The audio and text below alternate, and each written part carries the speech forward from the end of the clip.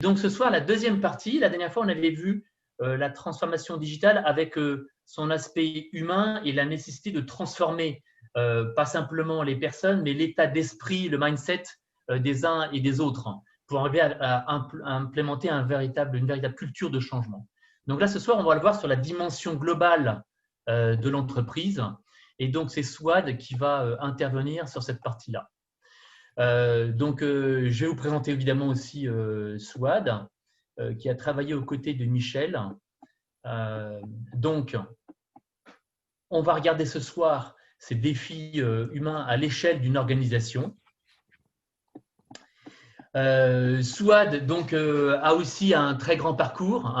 En fait, Souad est spécialisé dans la création et le développement des activités, notamment IT, et dans les télécommunications. Soit c'est une experte de la sécurité, de la qualité, et puis elle a également été à la direction de centres de profit et de direction commerciale. Souad est également membre du réseau Entreprendre que certains d'entre vous devez connaître, et puis elle a cofondé Tacloum pour l'accompagnement dans le développement des activités de la transformation numérique des TPE et des PME. Donc, par ailleurs, Souad est diplômé en IT à Télécom Paris-Tech, spécialisé dans la sécurité des logiciels. Et puis, Souad est également diplômé d'un Executive Master d'HEC et Mines Paris-Tech dans le management stratégique de l'information et des technologies. À côté, Souad a d'autres vies et dans son temps, elle a réussi également à cofonder il y a 3 ans une école sur le jardin de l'enfant maternel et primaire.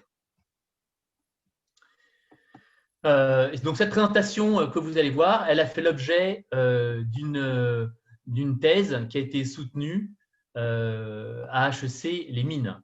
Donc Souad, je vais maintenant vous passer la main et donc je vais moi départager mon écran et puis je vais vous laisser nous emmener dans votre aventure qui va tous nous entraîner. Donc merci encore à vous Souad et à vous la parole. Et donc, on enregistre ce soir la session pour ceux qui, malheureusement, n'auraient pas pu être là. Voilà, super, on voit. Super. J'ai enlevé l'option de sous-titres là. Non, ça marche. Attendez, je vais faire… C'était tout à l'heure. Bon. C'est pas grave, on va avancer avec ça. Ne faites pas attention. Tout à l'heure, je l'ai enlevé, mais c'est apparu. Bon, tout d'abord, je commence. Merci beaucoup de me recevoir aujourd'hui et de me donner cette opportunité de partager avec vous les résultats d'une réflexion qui a duré à peu près 1 an. Merci donc au réseau de m'ouvrir cette possibilité et je tiens aussi à remercier quelqu'un qui m'a accompagné pour arriver à ce résultat, Jean-Jacques Cousty, qui était mon tuteur et le tuteur de Michel d'ailleurs, sur son sujet de thèse, et qui avait une bonne connaissance de l'agilité puisqu'il l'a pratiqué au sein il est directeur de programme chez Airbus, donc il savait de quoi on parlait et on a bien discuté sur le sujet et donc c'est un des interviewés de ma thèse. Voilà, donc pour partir sur le sujet de thèse, qui est l'agilité à l'échelle d'une organisation. Pourquoi ce choix-là ? Parce que j'ai passé plus de 25 ans dans un groupe de télécommunications, de construction de télécommunications, qui a comme pas mal de grandes entreprises, pas subi, mais fait face à des transformations dues à différentes raisons, soit des programmes de ce qu'on appelle les performance programmes ou les programmes de performance qui sont quelque peu la réduction de coûts, soit des fusions acquisition ou délocalisation ou externalisation. Donc, ces grands groupes sont toujours très sollicités en termes de changement d'organisation. Et j'ai eu la chance très tôt, vraiment en 2000, d'être intégrée dans un groupe de transformation avec le Boston Consulting Group pour réfléchir sur l'organisation. Et depuis, dans ce groupe-là, donc dans mon entreprise, j'ai toujours été sollicitée pour des réflexions sur comment faire une fusion, comment, en termes de process, de méthode, d'organisation. Donc, jusqu'à ma dernière expérience, jusqu'à mon départ du grand groupe, où on a mis l'agilité à l'échelle de notre département en choisissant une méthode, une approche qui est Spotify.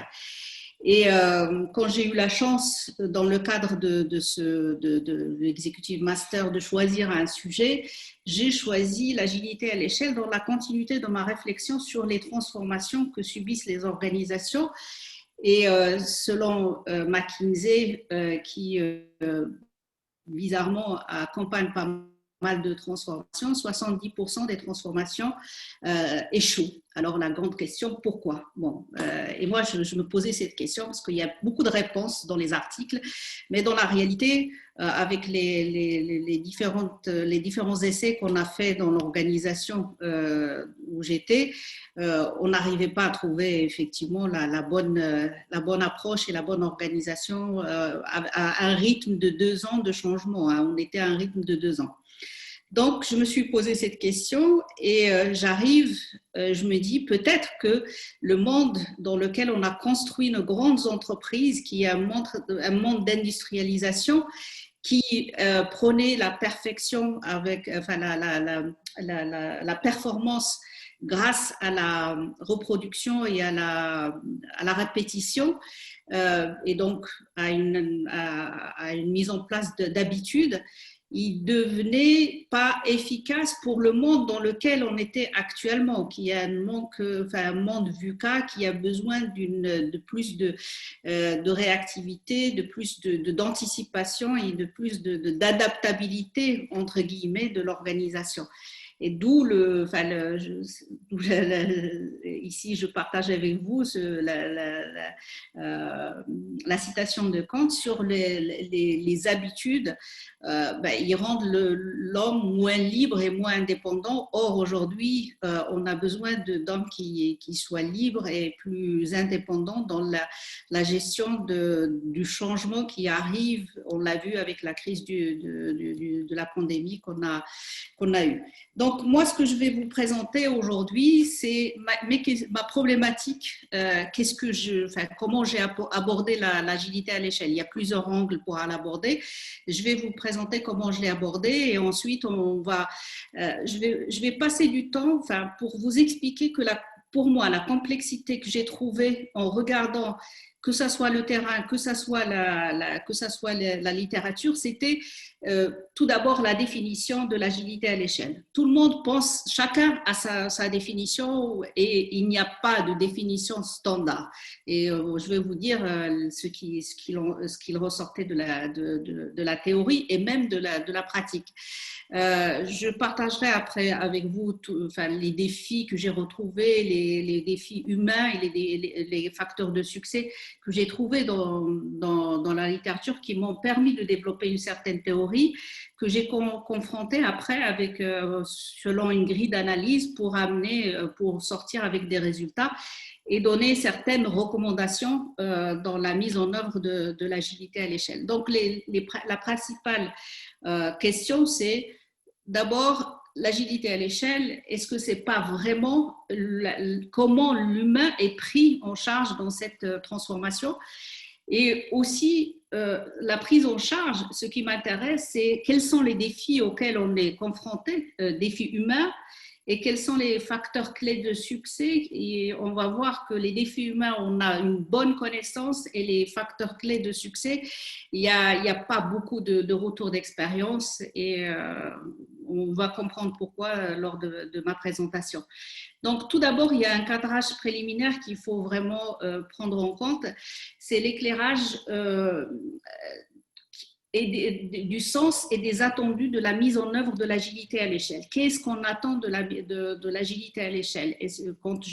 Quand un dirigeant décide de passer, de mettre de l'agilité à l'échelle, pourquoi? Donc, ça, c'est le premier élément à prendre en considération. Se poser la question aussi, pour moi, quand on parle de changement, je suis informaticienne, j'ai fait des réseaux, je passe d'un état à un autre, je dois connaître l'état d'où je pars et l'état où j'arrive et quelles sont les étapes par lesquelles je dois passer pour arriver à l'état d'après. Et je ne peux pas passer d'un état, on doit savoir d'où on part et la cible pour prévoir et voir comment tout ça va se passer. Et aussi la clarification de la motivation, de l'aspiration des décideurs, parce que on va le voir, il y a les motivations de talent, de retention de talent, de gestion de crise, il y a différentes aspirations. Ces éléments-là sont très importants pour la décision d'aller dans une mise à l'échelle de l'agilité. Les chemins aussi de déploiement quels sont les chemins de déploiement possibles de l'agilité? Il n'y a pas qu'un seul chemin, il n'y a pas qu'une seule manière de changer l'organisation, de la mettre à l'agilité. Alors, pour mettre les choses à plat, je reviens sur l'agilité à l'échelle. On sait que l'engouement, il est depuis 10 ans, une décennie, il y a un engouement général au niveau des organisations on parle de l'agilité à l'échelle. Et pourquoi? Parce qu'il y a eu un succès des principes de l'agilité à l'échelle dans le développement du logiciel. Et pourquoi? Parce que effectivement, le développement du logiciel, il a aussi les mêmes choses qu'une organisation, les mêmes contraintes qu'une organisation a, c'est-à-dire que il y a la rapidité, puisque le développement aujourd'hui d'un logiciel n'est plus, le cycle de développement n'est plus celui que j'ai connu moi. J'avais des releases de 24 mois. Aujourd'hui, on ne peut pas imaginer une release de 24 mois. Donc, il y a une rapidité, il y a des éléments qui sont inconnus. Quand on commence à développer, on ne sait pas tout. Et donc, il y a le monde VUCA, on peut le voir aussi dans le domaine du logiciel. Et ça, les organisations se sont dit, puisque ça a marché pour le logiciel, pourquoi ça ne marcherait pas pour une grande organisation? Et pour moi, je n'ai pas retenu tous les principes de l'agilité. J'ai regardé que les principes qui sont liés à ma question de recherche, qui est l'individu. Quels sont les principes applicables à l'individu et comment il marche l'individu, qu'est-ce qui le fait avancer, c'est sa motivation, c'est la motivation et l'aspiration. Et ça, c'est défini, il faut que ça, au niveau de l'organisation, il faut que ça soit transcrit ou transmis au travers de la vision, de la stratégie, des valeurs et des objectifs de l'entreprise. C'est tout un tout cohérent qui doit transmettre cette volonté d'avoir une organisation agile, une agilité à l'échelle de l'organisation. Donc, pour vraiment faire vite fait, je vous décris un peu la méthode de recherche que j'ai suivie pour que vous voyez un peu la complexité de la chose, parce que je suis partie sur l'agilité de développement logiciel. Et là, j'ai passé un mois presque sur les différentes méthodes qu'il y a, SAFe, Spotify, Scrum. Après, je suis partie sur toutes les méthodes. Combien de méthodes? Eh bien, j'ai trouvé, il y avait un document qui référençait toutes les méthodes qu'il y avait. Il y en avait plus de 40 méthodes. Et en fait, c'est des combinaisons entre Lean, Scrum, enfin, on a Scrum, c'est large quand on parle d'agilité. Chaque organisation va prendre ou va faire sa cuisine pour faire son agilité à elle. Donc, il n'y a pas un standard. Safe commence à être un standard. Pour l'agilité à l'échelle, c'est l'agilité au niveau de l'organisation. Donc, on n'est pas dans un développement logiciel, dans un projet, c'est une organisation. Un projet, c'est comme l'avait dit Michel, on commence, on a une date de début, une date de fin et on a un délivrable et on a un temps limité. Une organisation n'a pas de temps limité. Elle vit, elle évolue, comme dans McKinsey développe le concept de c'est un système vivant, c'est un être vivant, l'organisation, donc elle évolue.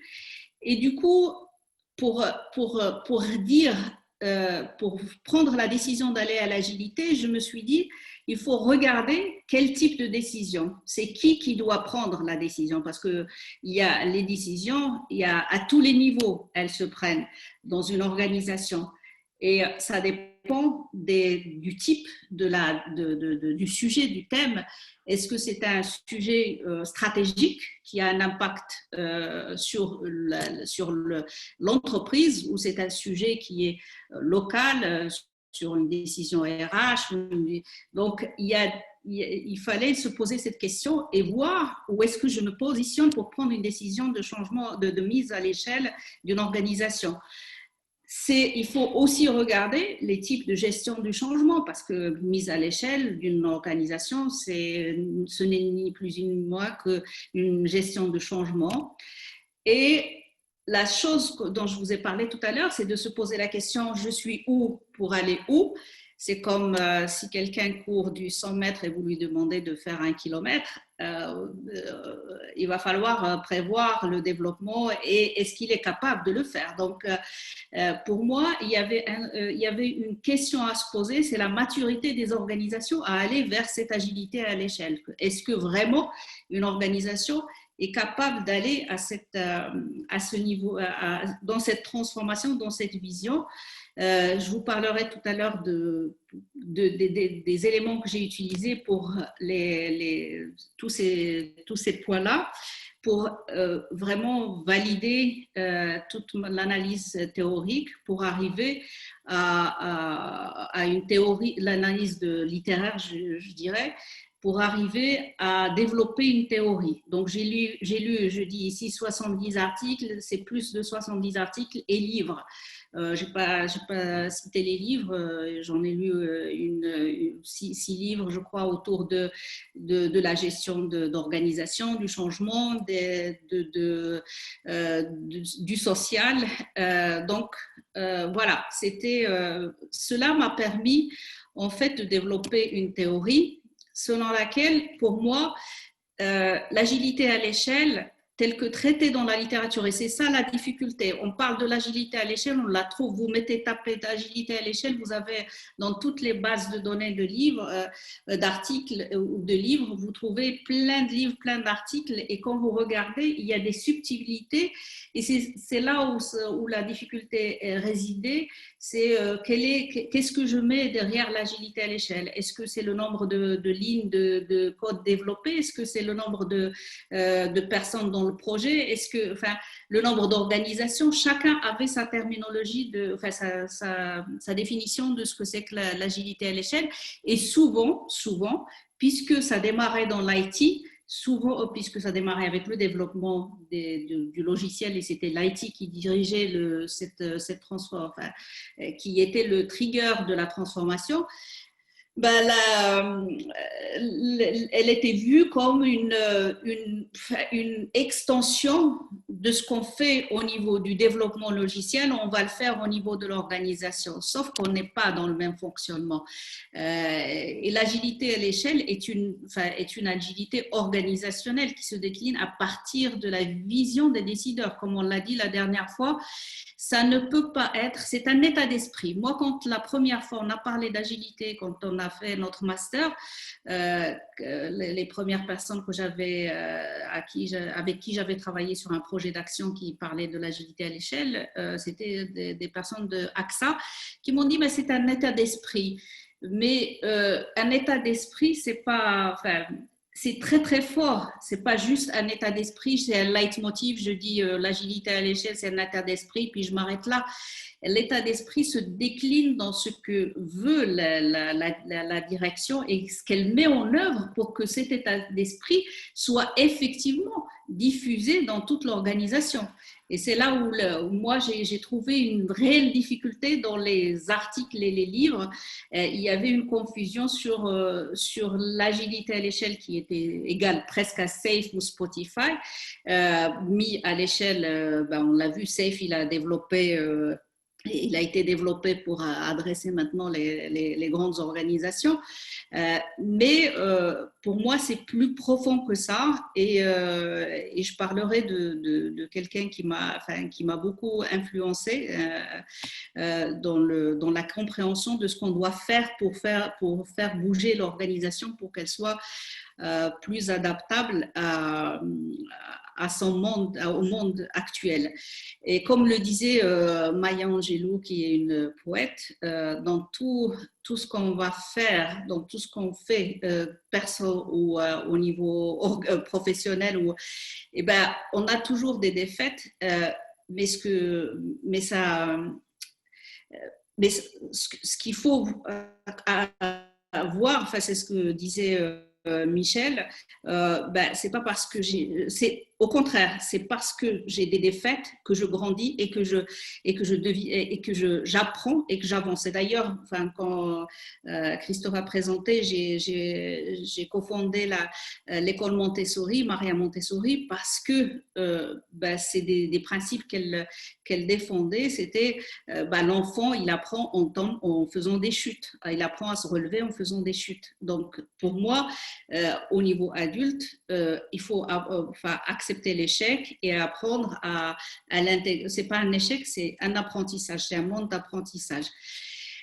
Donc, c'est pour cela que quand on met l'agilité à l'échelle, ce n'est pas vraiment de l'agilité du développement logiciel étendu. C'est au niveau humain. Et c'est Richard Barrett qui parle de la conscience, des consciences organisationnelles, de la conscience organisationnelle, où il a mis 7 niveaux en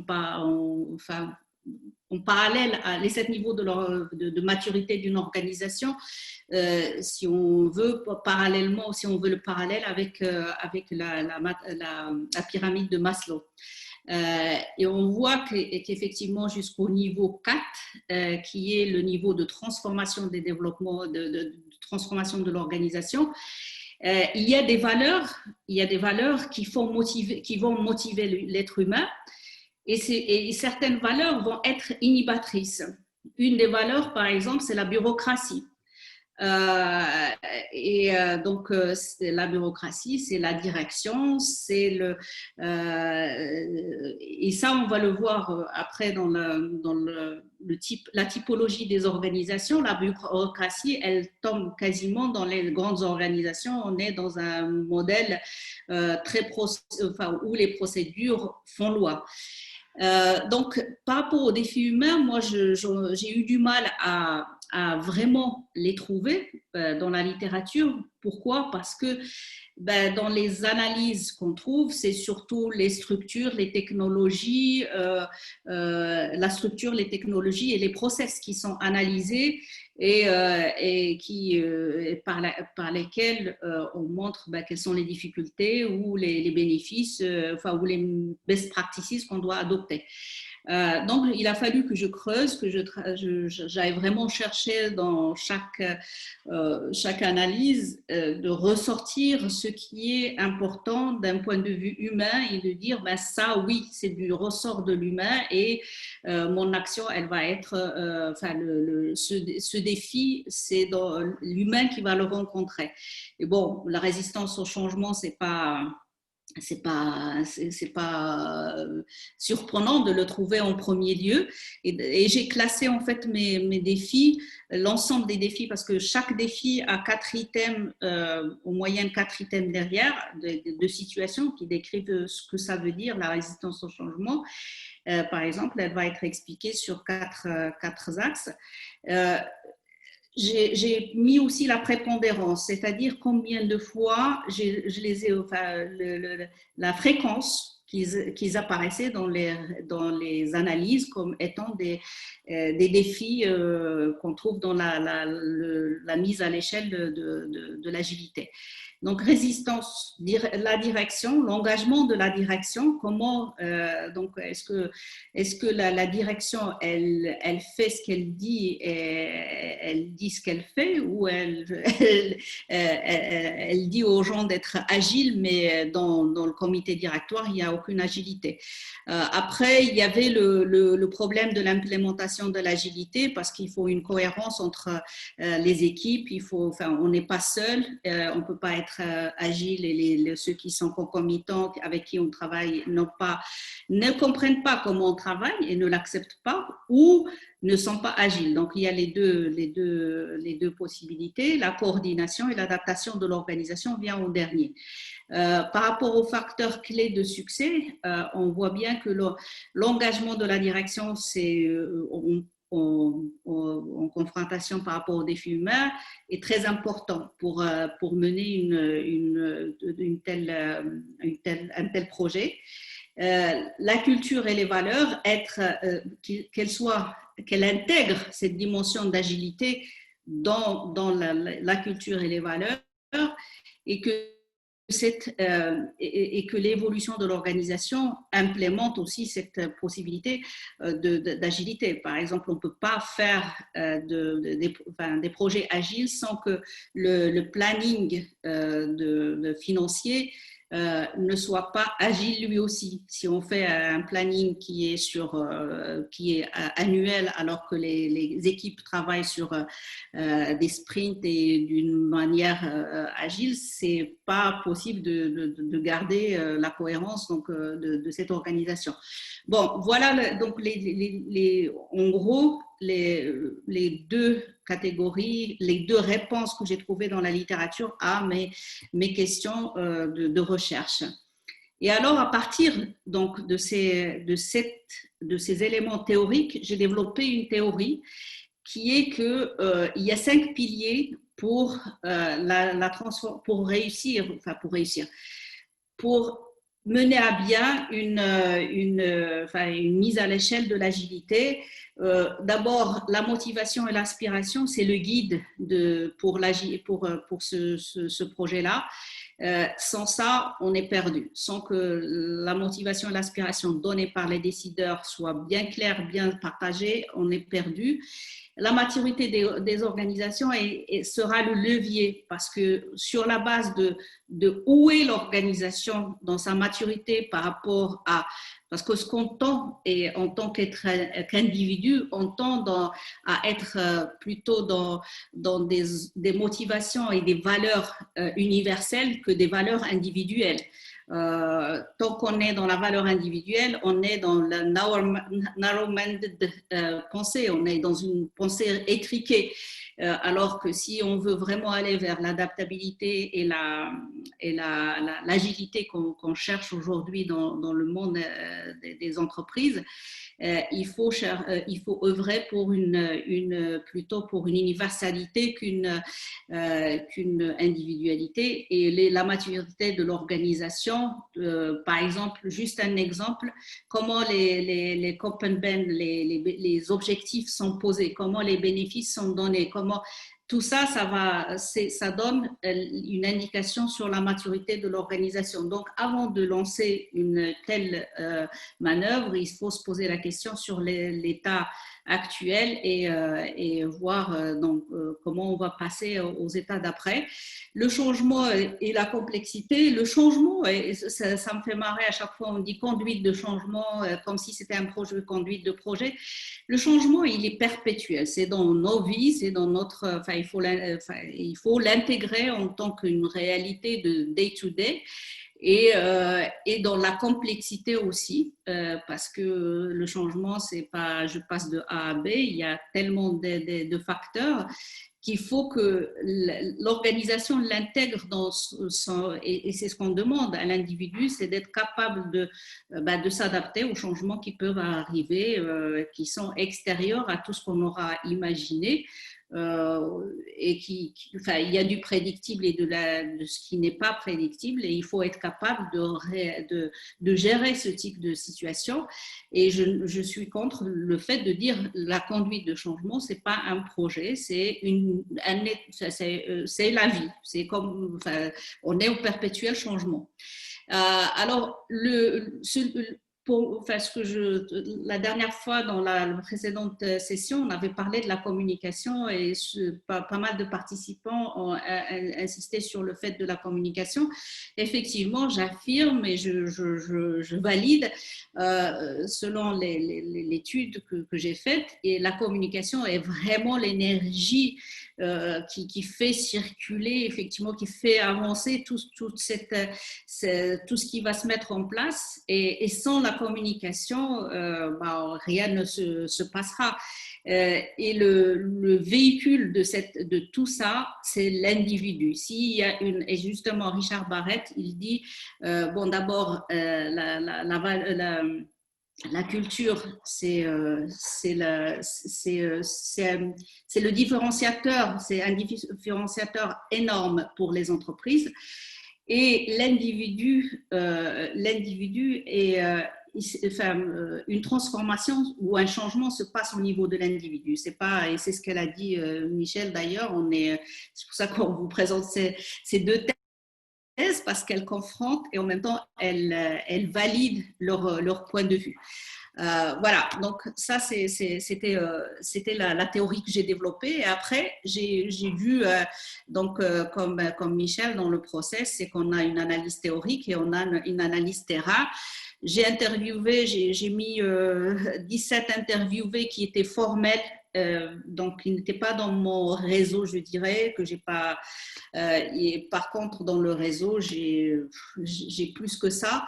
Que de mes connaissances que j'ai interviewées. Par exemple, une personne que je n'ai pas citée ici qui m'a parlé d'un groupe, enfin, qu'on connaît tous, Safran, qui justement, il mettait il voulait mettre, enfin, c'est le directeur programme que j'ai interviewé, enfin, que je connais, une de mes connaissances, qui m'a dit, moi j'essaye de mettre l'agilité dans ma gestion de mon programme, j'ai formé mes équipes et tout ça, mais je suis tout seul dans une île, et il y a autour de moi des vagues qui arrivent qui ne vont pas dans le même sens, et ça marche pas, quoi. Et il avait essayé pendant 4-5 ans, il a essayé le lean, il a essayé toutes les méthodes. Bon, il y a la direction dit, vous avez la liberté de choisir ce que vous voulez, mais il n'y a pas vraiment ce que je disais, le guide spirituel de l'organisation n'était pas là. Donc, et ça avançait pas, et d'ailleurs, ça n'a pas marché. Donc, alors, dans ma démarche, je reviens sur l'analyse, la grille d'analyse. En fait, j'ai essayé de voir le type d'activité qui est plutôt dans une dynamique de changement, qui a besoin de s'adapter parce que son environnement est changeant. J'ai pas pris des types d'activités qui n'ont pas beaucoup de challenge, de changement. Et les données que j'ai eues de ce que j'ai eu des interviews, je les confrontais avec ma théorie, avec ce que j'ai ressorti de la théorie, et j'ai analysé en fait ces données-là par rapport à des valeurs de Schwartz qui disent, qui sont utilisées d'ailleurs dans l'orientation des étudiants pour savoir qu'est-ce qui les motive, quelles sont leurs motivations, pour qu'on les dirige vers les métiers ou vers les formations qui conviennent à leur profil. Et moi, j'ai dit, je vais regarder les valeurs individuelles actionnables pour un comportement ou un individu agile, un individu adaptable. Et c'est ça qui va valider mes données que j'ai sorties, qui vont me dire, ça, c'est important à garder en tête pour justement mettre l'agilité à l'échelle d'une organisation. Cette analyse m'a permis de confirmer donc ma théorie, la théorie que j'ai développée, que les 5 piliers sont très importants pour la mise en place de l'agilité à l'échelle. Et j'ai aussi fait une petite boîte à outils, c'est pas énorme, des enseignements pour comment mener une transformation de ce type-là. Et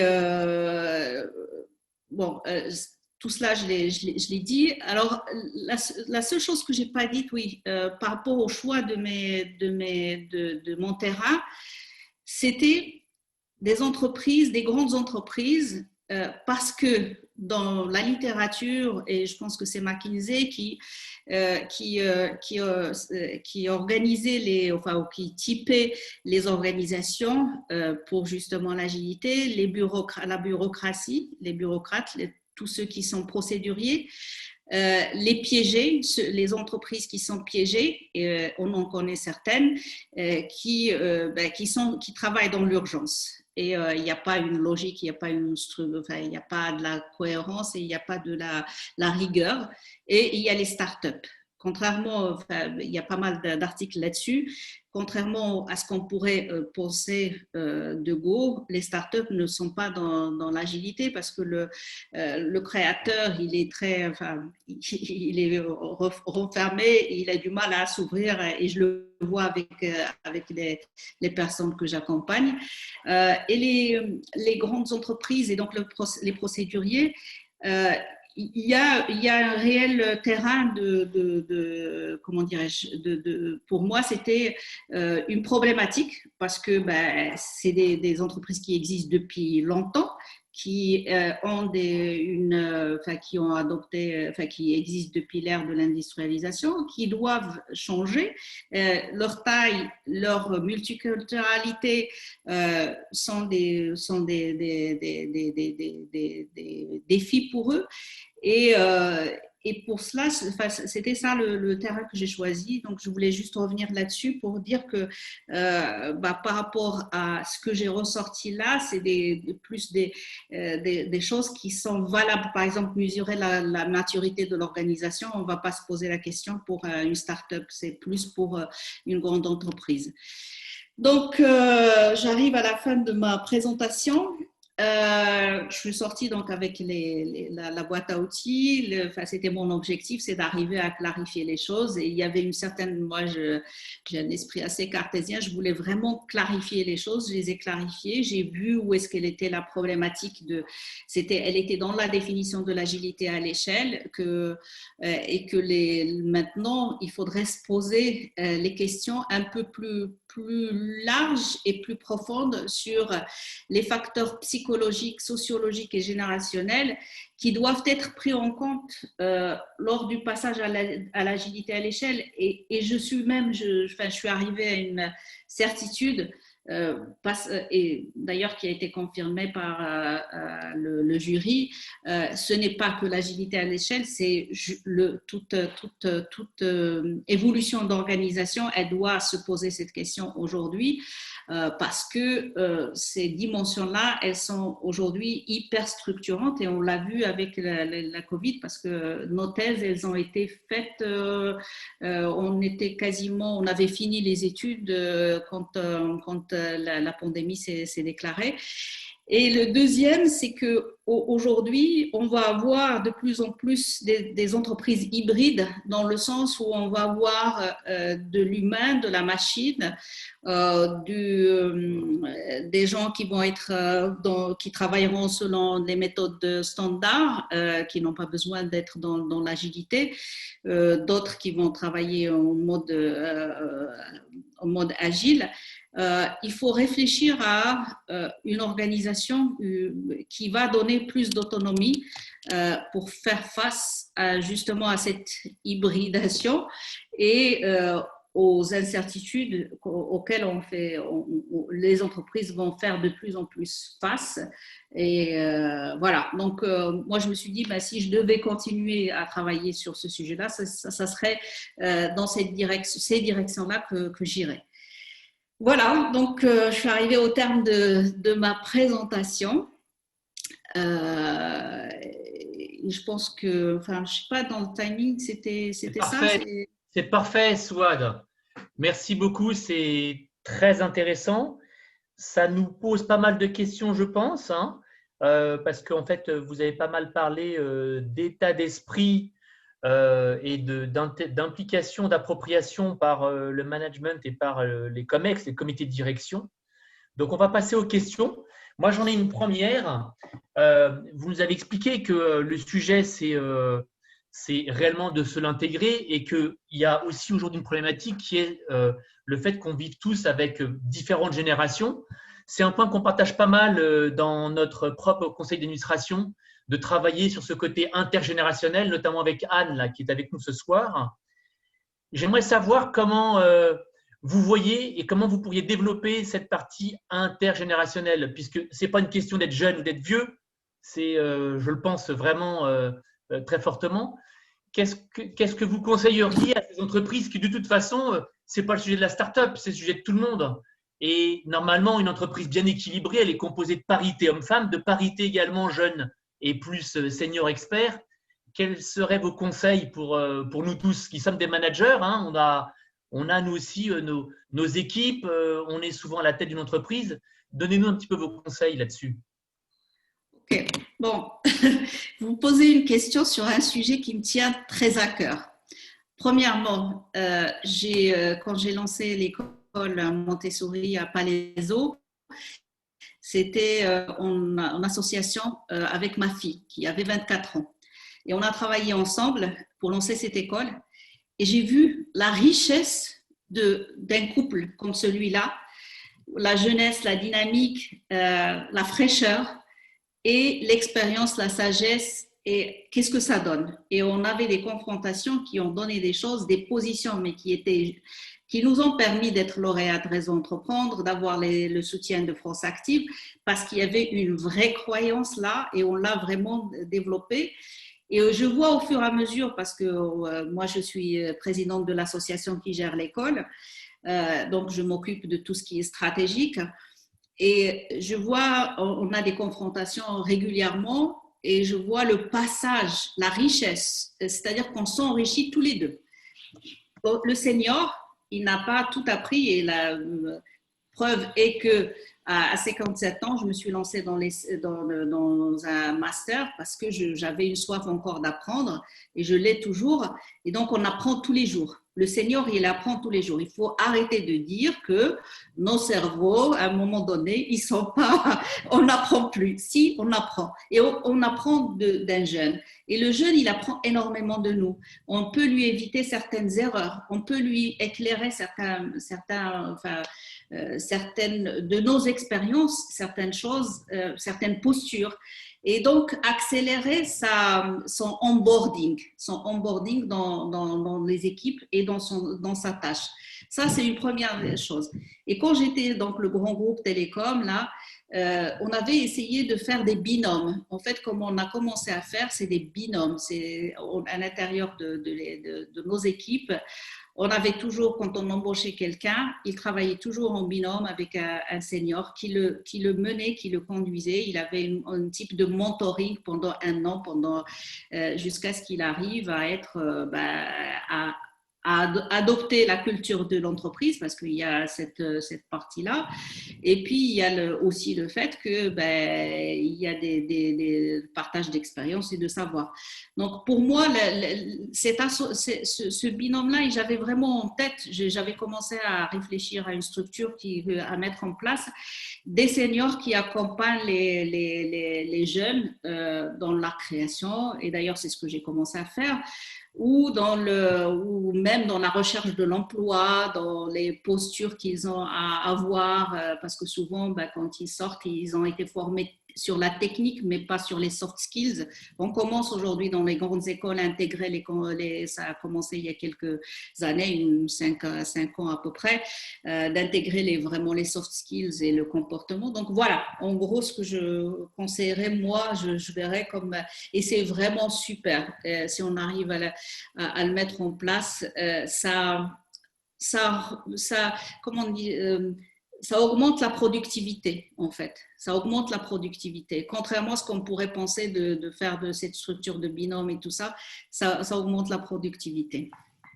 Oui. Ouais. Effectivement, et je pense que le fait d'avoir fait ce master avec Swan, alors toutes les deux ayant 20 ans, mais il y avait dans la promo des gens qui avaient effectivement 20 ou 30 ans, qui étaient beaucoup plus jeunes, ça permet effectivement de voir, de se confronter à l'autre et de voir que on a beaucoup à apprendre des gens plus jeunes, et les gens plus jeunes ont aussi beaucoup à apprendre des gens plus expérimentés. Et je crois que quelque part, ça permet aussi d'un peu de se dépoussiérer des fois, et surtout dans l'entreprise, on dit, là, je suis chef, j'ai 3 galons, j'ai pas mal d'ancienneté, je sais. Et je pense que ce monde VUCA nous permet de dire que, en fait, on ne sait pas. On a toujours à apprendre des autres, et il faut parfois voir les choses différemment pour, comme je disais la semaine dernière, imaginer le futur. Euh, J'avais un point, soit perso, tu as parlé d'universalité, et on est quand même dans un monde qui est très personnel aujourd'hui, surtout en France. Enfin, moi, je le vois un peu comme ça, hein, on travaille pour soi, pour sa carrière, etc. Comment est-ce que on passe de cette vision qui est assez personnelle à une vision universelle et ensemble? Bah, enfin, je partage complètement ta vision parce que c'est une des choses que j'ai apprises quand j'étais donc dans le grand groupe, j'ai travaillé avec la Chine. Avec la Chine, j'ai travaillé beaucoup. Et eux, quand je parlais avec eux, c'était enfin, j'avais j'étais directrice de BU et j'avais enfin, mon père qui était du côté de Chine, qui était aussi directrice de BU, et on se parlait. Et je parlais on parlait des process, des méthodes et tout ça. Et les objectifs, moi, je lui dis, voilà mes objectifs. Et j'étais super fière de moi de présenter mes KPI. Elle m'a dit, ben non, moi, j'ai pas d'objectif. Comment ça que vous n'avez pas d'objectif? Comment vous mesurez votre performance? Moi, j'ai pas besoin de mesurer ma performance. La performance, c'est le résultat du global de l'entreprise. Comment elle a réussi? Comment on a réussi nos activités? Comment on a... Et là, j'ai dit, ah, Confucius, il est vraiment mis dans, il est chez eux dans les entreprises. C'est pas une vue d'esprit. C'est vraiment dans les entreprises. Ils travaillent pour l'universalité. Ils sont pas jugés par rapport à leur. Et d'ailleurs, c'est un des points qu'il faut changer dans les organisations. C'est les objectifs individuels. Quand tu es jugé sur tes objectifs individuels, tu vas rester sur l'individualité. Si on te met un objectif universel, ce qu'on a essayé de mettre dans le grand groupe, mais on avait toujours une partie universelle qui était juste pour nous plomber nos revenus, et l'autre, individuel, c'est celle qui générait le revenu. Et donc là, pour moi, ça serait plutôt de travailler sur la vision, enfin sur la culture, donc le partage de culture. Et j'ai vu ça dans une ETI radiale. J'avais pas discuté avec justement le président de Radial qui est venu. Radial, ils produisent les capteurs pour l'aviation. Et c'est une ETI. Il est venu justement à HEC pour nous parler de l'agilité à l'échelle et de la mise en place de l'agilité à l'échelle dans l'ETI. Et c'est la seule organisation que j'ai vue qui a mis vraiment l'agilité à l'échelle de bout en bout dans les bonnes je dirais, les bonnes manières. Et justement, lui, il a commencé par changer la vision de l'entreprise, les valeurs de l'entreprise autour justement de cet esprit d'universalité. Et donc, si tu commences par le haut, si tu définis et que ça qu'on œuvre pour améliorer l'ensemble et pas l'individu, enfin l'objectif individuel, ben là tu commences le changement dans le bon sens. Pour moi, ça passe par là. Hein. On ne peut pas enfin, demander aux gens de réfléchir à. Enfin, nous, on nous disait soyez corporate, mais quand tu arrives à l'individu, au comité directoire, il n'est absolument pas corporate. Il pensait à ses bénéfices à lui. Hein. Et Souad, une question.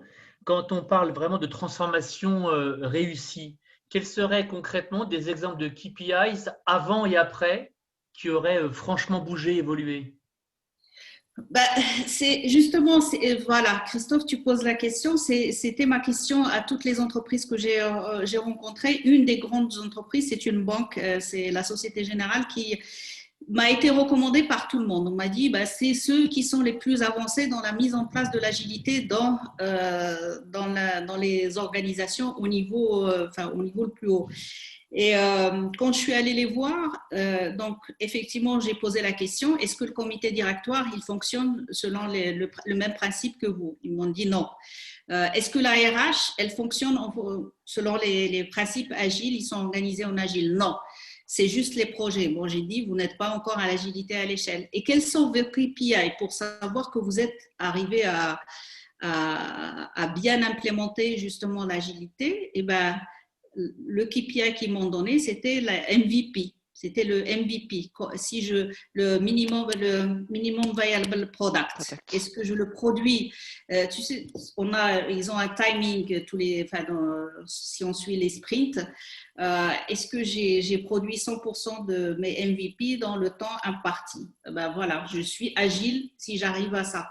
Dans une autre organisation, Orange par exemple, ils m'ont dit c'est le pourcentage de safe. Combien d'organisations j'ai mis avec safe? Voilà. Donc l'agilité au niveau la mesure de la mise à l'échelle et de l'agilité et de sa réussite, je l'ai posée moi-même aux organisations parce que c'est elles qui mettent en place. Je voulais comprendre comment elles se mesuraient et elles mesuraient leur réussite. Et aucune mesure ne m'a vraiment convaincue parce que pour moi, la mesure qui serait la meilleure, celle que j'ai vue, et c'était sur l'ETI justement, c'est qu'ils ont mis 2 ans pour changer l'organisation. Ils ont perdu de l'argent pendant ces 2 ans.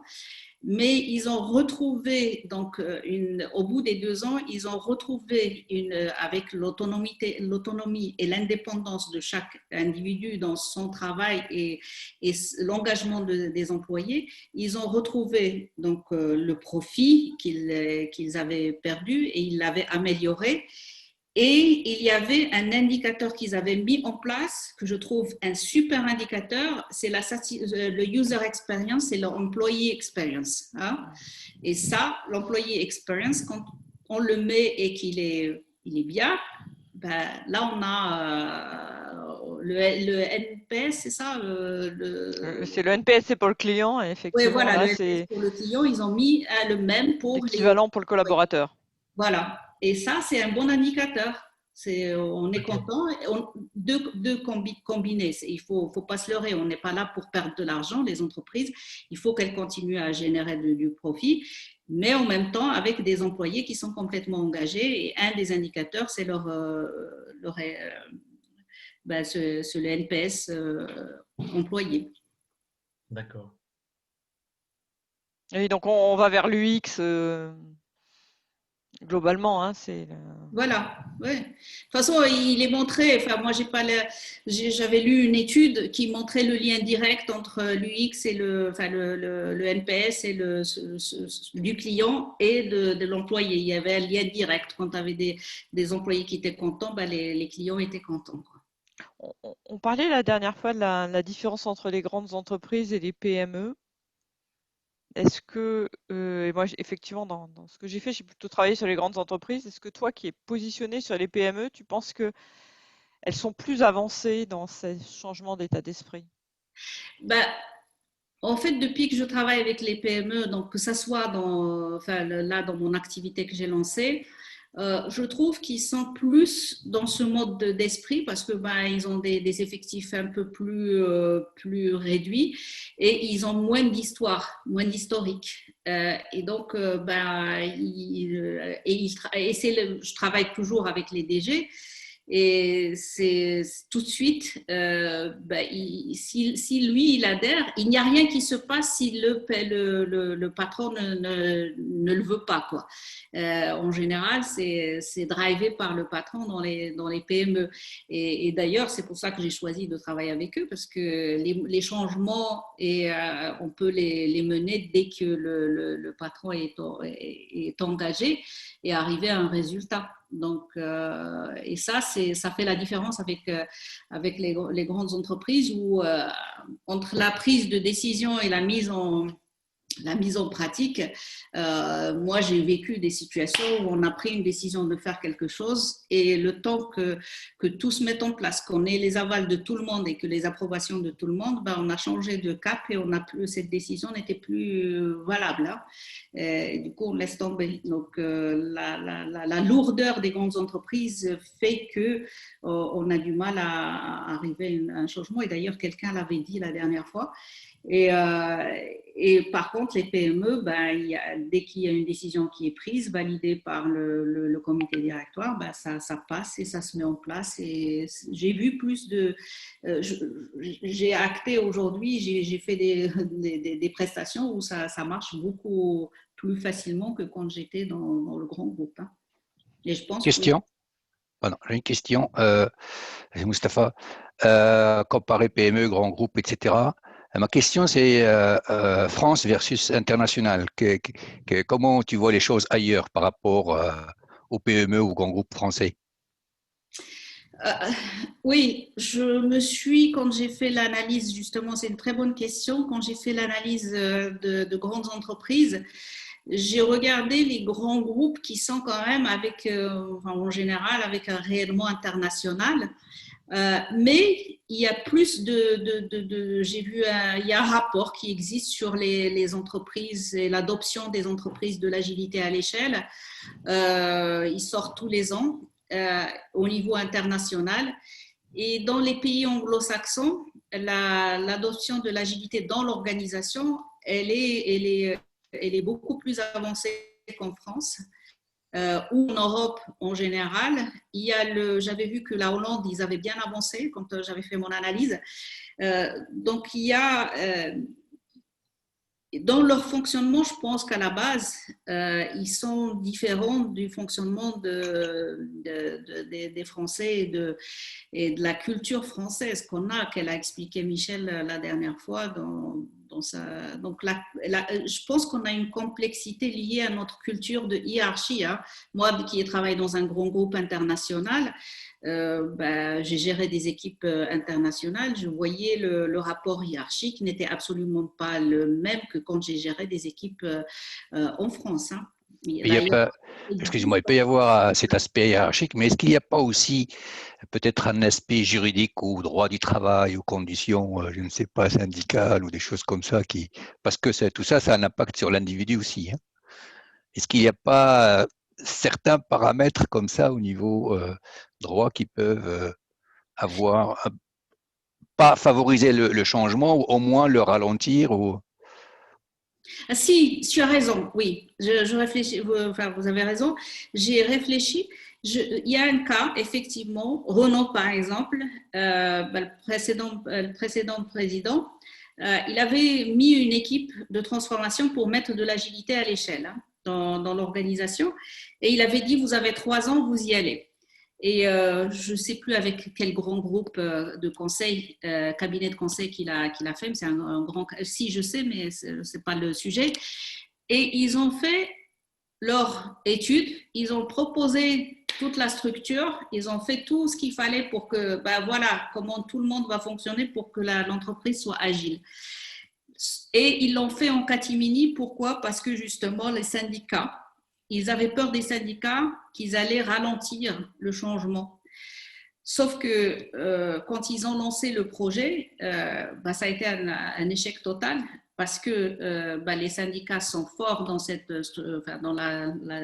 l'automobile et que ce qu'on leur proposait n'a pas été validé par les syndicats. Et donc, tout a été remis en cause. Et effectivement, en France, heureusement, on a ce pouvoir de syndicat qui protège l'employé. Et l'erreur a été de ne pas les impliquer. Je sais que nous, dans le grand groupe où j'étais, quand on a changé d'organisation, et ils ont été impliqués.